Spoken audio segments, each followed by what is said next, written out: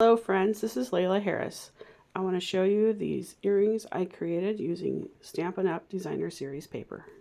I'm going to walk you through step by step on how to make these using wood blanks.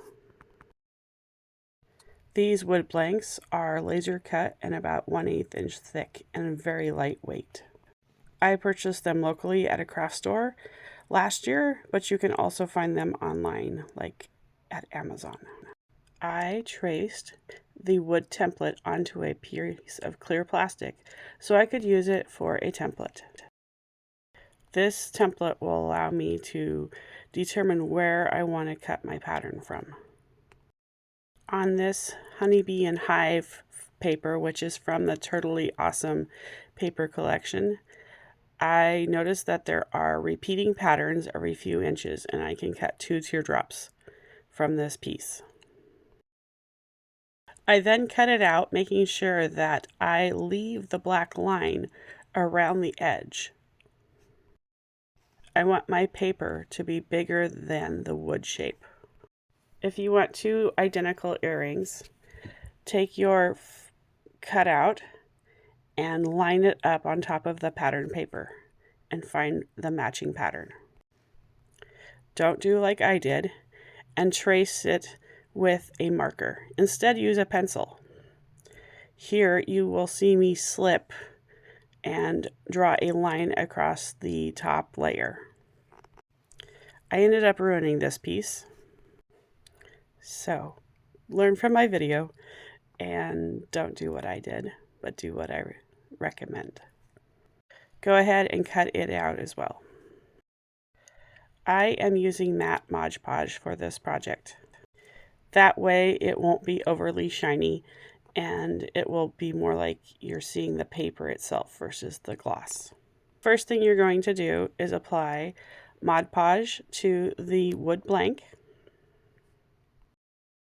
Stampin' Up! Has this silicone sheet that is good for stamping on and for doing adhesive because nothing sticks to it. Now put a thin layer of Mod Podge on the back of the paper.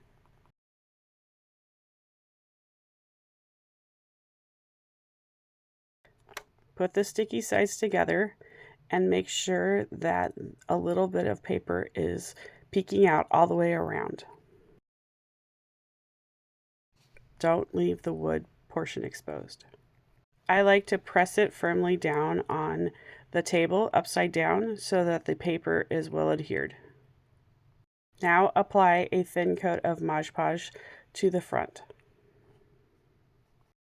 When mostly dry, add embellishments and then a second coat of Mod Podge.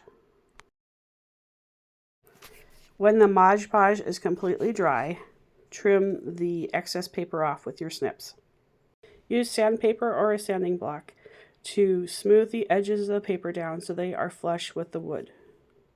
This next step is messy and you will want to clear your work area before you start sanding so that the sanding dust does not get on other pieces of the project.